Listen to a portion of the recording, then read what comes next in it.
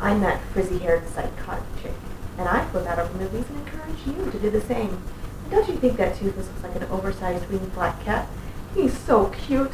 I just want to take a little bite out of him. He's such an adorable little monster. As you guessed, the movie I'm about to review has something to do with How to Train Your Dragon, but it isn't either of the two main films. No, the movie I'm tackling today is a direct-to-DVD feature called The Gift of the Night Fury, a Christmas special featuring all your favorite characters from the Dragons franchise. I do have to say that for a direct-to-DVD film, I am pretty amazed by the quality of animation. I mean, to me it looks just as good as the theatrical releases, which is fairly uncommon for a direct-to-DVD feature. It also brings back the full cast of the original voice actors, which is also uncommon for a direct-to-DVD release. Of course, I'm referring to that trend usually showcasing among Disney's direct-to-DVD films. And by God, by comparison, DreamWorks creates a masterful DVD release that just blows the crappy Disney oddball direct-to-DVD sequels and prequels away. And Toothless is as cute as ever, aren't you, my sweet little demonic beastie, you? Oh, I want a black cat. Black cats are the toothlesses of the kitty world. It's sad because they're considered less adoptable than other kitties because of superstition. Adopt black fur babies, people, then you could be like this guy and do this. Isn't that awesome? My second husband used to joke that the title of the movie was How to Train Your Kitty because of how cat-like dragons like Toothless are. And then he died. Regardless, it is an excellent design, ingrained with enough cat-like qualities to make everyone fall in love with the adorable Black Night Fury. And this time I came prepared, because you can never be too careful. Without further ado, I bring you the Gift of the Night Fury. We begin with an opening similar to the original How to Train Your Dragon, with Hiccup narrating about the details of Berk and their Christmassy holiday called Snoggletog. Hey, Snoggletog is a huge thing. Just as important, if not more important, than Christmas. It seems Toothless is restless. Aw, Toothless, so cute. He jostles Hiccup's home, bellowing and screeching as he attempts to rouse him. Hiccup gets up and goes outside to his dragon, for the little beastie is wanting to go flying, and due to his disability which he earned in the first movie, he can only fly with Hiccup's assistance. Thus, together they take to the skies, flipping and diving and performing all manner of feats, the two working together as a team to perfectly time each necessary motion for Toothless to carry out his aerial feats. The villagers are all busy decorating for their beloved Snoggletog. But what is Snoggletog, you might ask? It involves erecting a huge tree decorated with shields of various color, like Christmas, and putting up holly and various other decor, like Christmas, and the singing of Snoggletog songs, like Christmas, the exchanging of gifts, like Christmas. So yeah, my thoughts exactly. This must be none other than Halloween. Suddenly, a huge flock of dragons passes overhead. All the dragons in Berk take notice, and, as if there was some kind of magical draw put upon them, they all take flight and join the mass of flying beasts, abandoning their humans and disappearing onto the horizon. Just like when my own little basement cat ran away. Oh, come back, my sweet little angelic devil cat of such wondrous, cute, vile evilness. I love you, goddammit, and I always will. Nevermore, nevermore, nevermore. Hiccup and Toothless get caught in the middle of the flight of dragons. Flight of dragons. They swerve right and left to avoid the flight, but Hiccup's helmet gets knocked off his head by a close clip of a dragon soaring above them. Seeing as it is very important to him, having been made from his mother's breastplate, Toothless dives after it, but is called off by Hiccup. Toothless seems unaffected by the thrall of the dragons above him. Either that or he just knows that he can't go with the flight without Hiccup's presence. As they land at the village, they're swarmed by Hiccup's kinfolk who are eager for answers, plaguing him with hundreds of questions that he has no answer to. Why did they leave? What's happening? Why did they never come back? Stop! I seek answers to all my many countless questions through horrible, horrible experimentation. That night, a meeting is held in the town hall. The villagers express that they feel that their holiday's been ruined. Hiccup's dad tries to remind them that they've been celebrating Snoggletog for countless generations without dragons, and encourages them that they can do it just fine without them. We are Vikings! We are tough! Tough as nails, and when all else fails, sing a little cheery, demonic song. As our main entourage heads back from the meeting, Fishlegs seems strangely cheery. He's confronted by Toughnut, and he suspiciously replies to him, immediately heading home as swiftly as he can. Astrid comes up with an idea to create some new holiday traditions for Snoggletog in order to make up for the disappearance of the dragons. Hiccup says that her idea might be a good plan, and Snotlout points out to him that it must be nice that Toothless can't go anywhere without him. because he can't fly away like all the other dragons. This gives him an idea.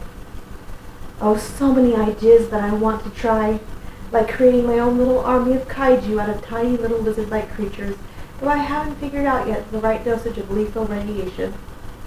The next day, Astrid starts out trying a new tradition for Snoggletog by attempting to pass out a disgusting concoction called Yak Nog. She should call it Hack Nog, because it will make you hack up all your precious, delicious lunch. Ugh, if I drink that, I'm gonna yak nog all over the place. I'd love a mug. Are you crying? Astrid takes a drink to Hiccup, and it appears he is working on something in the blacksmith shop. He explains to her that his project is an attempt to create a fully automated tail flap for Toothless, and that it is meant to enable him to fly on his own. Aw, how sweet. He's trying to give his dragon independence for the holidays. My impoverished little slaves would love independence for the holidays, but our contract says that cannot happen until the Dark Lord returns in all his glory. He brings his new invention to Toothless and places it on his tail, the cute little dragon seeming impressed when it activates on its own without Hiccup's assistance. However... Toothless. Whoa! 3 days later, Toothless still has not returned, and Hiccup is distraught. He thinks he hears him and rushes outside to greet him, but it turns out it's only his father installing decorations on the roof. Disappointed, he starts to walk away, but his dad tries to cheer him up. It turns out that the reason Fish Lakes was so cheerful, regardless of all the dragons having abandoned them, is that he's been keeping his own dragon, Meatlug, chained in a barn so he can't leave. Hiccup discovers this fact, and Meatlug breaks his chain and flies off with Hiccup on top of him. Astrid, Roughnut, Toughnut, and Snoutlout discover that while imprisoned, Fishlake's dragon laid eggs, and it turns out that she is a female. Your boy dragon is a girl dragon. Ah, gender confusion, just like me when I was younger and I'd go around topless with my hair cut like a boy. I was told I couldn't, though, even if I didn't have boobs then. Astrid concludes... I bet that's why the dragons left. Astrid comes up with an idea to leave the eggs as gifts for the other villagers because they are missing their dragon sorely this Snoggletog. They immediately set out distributing the eggs and are overjoyed with what they envision the reaction will be. Meanwhile, Hiccup is brought by Meatlug to the place where all the dragons disappeared to, and it appears that Astrid is correct and the reason they left was to breed. He has a joyful reunion with all the other dragons, but is saddened to discover that Toothless is not there. Meatlug pushes some of her eggs she brought with her into the water, but misses one, and suddenly... Missed one. Whoa! And it's a good thing those don't hatch on Burke. Oh, but back on Burke, the eggs start to explode, and all of the houses that our heroes distributed them to. Ah, fireworks. Celebrating any occasion by exploding a small portion of existence, hopefully blowing yourself up in the process. Nothing says holiday like your exploded remains resting like a greasy smear on the pavement. Back on the egg-laying island, Hiccup tries to bring all the dragons back to Burke, but the babies are so small the wind keeps blowing them back to the island. The dragons not wanting to leave without their babies won't continue, but Hiccup gets an idea. He gets a sunken boat from the depths and tethers it to some of the dragons, putting all the babies inside, and returns to Burke victorious that he's brought all the villagers' dragons back, plus 100 babies. Regardless of the village having nearly been destroyed by all the exploding eggs, everyone is overjoyed at the return of their dragons. It seems the holiday wasn't ruined after all, but Hiccup is still saddened that Toothless is still gone. Everyone holds a celebration in the main hall, Hiccup trying to appear cheerful despite missing his own dragon. Astrid tries to cheer him up, but he can't stop thinking of his sweet little black knight Fury, when suddenly... Toothless! Hey, bud!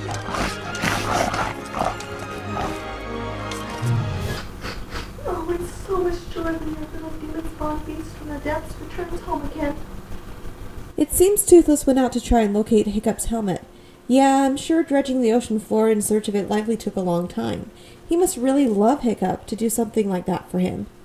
Oh, if only someone loved me enough to spend days searching the depths for my sake.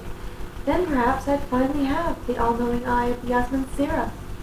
The day following the Snoggletog celebration, Toothless awakens Hiccup, and he arises to remind him that he doesn't need him anymore to go out flying, which Toothless responds by... Toothless, stop! What are you doing? It seems the little adorable creature prefers flying with the two of them working together like some well-oiled machine. They take to the skies, performing their death-defying aerial feats, and the film ends in the traditional manner of Hiccup narrating. And that was the gift of the Night Fury, and like everything from the Dragons franchise, it was awesome. Like I said before, I'm very much impressed with the quality of animation on this direct DVD release. While the film is short at about only 20 minutes, it is an excellent watch and I highly recommend it. Everyone's favorite dragon, Toothless, might not be in it the majority of the time, but the scenes he is in are very touching and heartfelt, especially the end where Hiccup and him are reunited and he chooses his handicap, favoring to fly traditionally with his master over having his freedom of flying uninhibited. I have to say I love this little holiday feature, and it's not hard to see why. I'm that frizzy-haired psychotic chick, and remember, if your dragon goes missing, it might be just 'cause he's a hallucination. But don't worry, I'm sure he'll be back in no time.